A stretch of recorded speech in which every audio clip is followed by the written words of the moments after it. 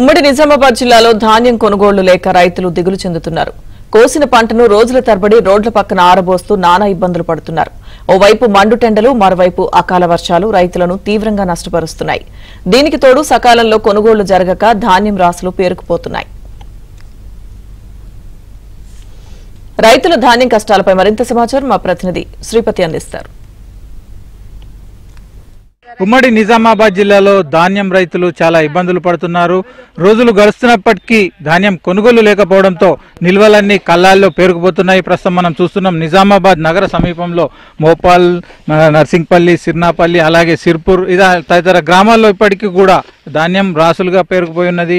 అయితే వీరు ధాన్యాన్ని ఆరబోస్తున్నప్పటికీ ఒకవైపు ఎండలు తీవ్రంగా ఉండడము, అలాగే అకస్మాత్తుగా వర్షాలు పడుతుండడంతో రైతులు చాలా ఇబ్బందులు పడుతున్నారు. ఎండుతున్న ధాన్యం అకస్మాత్తుగా తడిసిపోతుంది. అలాగే తడిసిన ధాన్యాన్ని మళ్లీ ఆరబెట్టడానికి నానా ఇబ్బందులు పడుతున్నారు. అయితే ఇలాంటి పరిస్థితుల్లో ప్రభుత్వం కొనుగోళ్లను వేగవంతం చేయాల్సి ఉన్నప్పటికీ ఇప్పటికీ కూడా ఇటు నిజామాబాద్ జిల్లాలో కానీ కామారెడ్డి జిల్లాలో కానీ కొనుగోలు వేగంగా జరగడం లేదు. దీనికి సంబంధించి అధికార యంత్రాంగం అనేక కారణాలు చెబుతుంది. అంటే సరిపడా కూలీలు లేకపోవడము, అలాగే గన్నీ బ్యాగుల కొరత, దాంతో పాటుగానే కాంటాలు అంటే తూకాలు వేయడంలో కూడా చాలా ఇబ్బందులు ఎదురవుతున్న పరిస్థితి ఉంది. ఈ కారణంగా ఇటు రైతులు ధర రాకపోవచ్చు, అలాగే ధాన్యంలో కూడా తూకాల్లో కూడా నష్టాలు జరగవచ్చు అని ఆందోళన చెందుతున్నారు. అయితే ఈ విషయం మనతో మాట్లాడడానికి ఇక్కడ రైతులు ఉన్నారు, వారితో మాట్లాడే ప్రయత్నం చేద్దాం.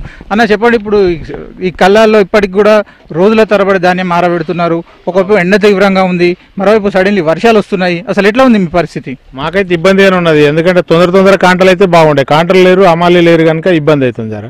దాంతో ఎండిన వాళ్ళు బాగా ఎండిపోతున్నాయి. వర్షం పడితే తడిస్తే మళ్ళీ దాన్ని ఆరబెట్టాల్సి వస్తున్నది. డబుల్ పని అవుతున్నది. 2 సార్లు ఆరబెట్టమంటే కంటే రైతులకు ఇబ్బంది అవుతుంది. కొంచెం కొనుగోలు కేంద్రాల్లో ఎక్కువ అమ్మాలిని పెట్టి తొందరగా చేస్తే బాగుంటుందని. ఇప్పుడు కొనుగోలు కేంద్రాలు ఎలాంటి సమస్యలు అంటే గన్ని బ్యాగుల కొరత ఉంది, కూలీలు కూడా అందుబాటులో లేరంటున్నారు. ఎట్లా ఉంది అంటే పరిస్థితి ఎట్లా ఉంది? కూలీలు లేరు, గన్ని బ్యాగులు ఉన్నాయి కానీ కూలీలే లేరు. అమ్మాలి లేక ఇబ్బంది అవుతుంది. వస్తున్నాం అంటారు, బీహార్ నుంచి ఇంకా వస్తలేరు. 10 మంది లేబరే వచ్చారు. ఈడ దగ్గర 70,000 నుంచి 80,000 బ్యాగులు వెళ్తాయి. ఇబ్బంది బాగా అవుతుంది దాంతో. గన్ని బ్యాగ్ ఈ టార్పాలిన్ల సరఫరా ఉందా? ఇటు ఎండకు కానీ అట్లాంటి పరిస్థితులు ఎట్లా కాపాడుకుంటున్నారు పంటని? మేమే కిరాయి టార్పాలిన్స్ వచ్చిండ్రు, వాళ్ళ దగ్గర తీసుకొచ్చి కప్పుకుంటున్నాము. అసలు సప్లై లేదు గవర్నమెంట్ నుంచి కానీ, సొసైటీ ద్వారా కానీ, ఐకేపీ సెంటర్ ద్వారా కానీ టార్పాలిన్ అనేది ఇచ్చుడే లేదు. ఆ ఇబ్బంది ఉన్నది దాని గురించి.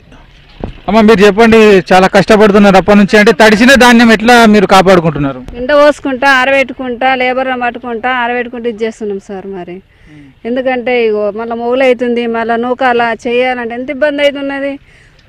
ఏం కోరుకుంటాం? రైతులు ఉన్నామా ఎవరికి రాలేదు.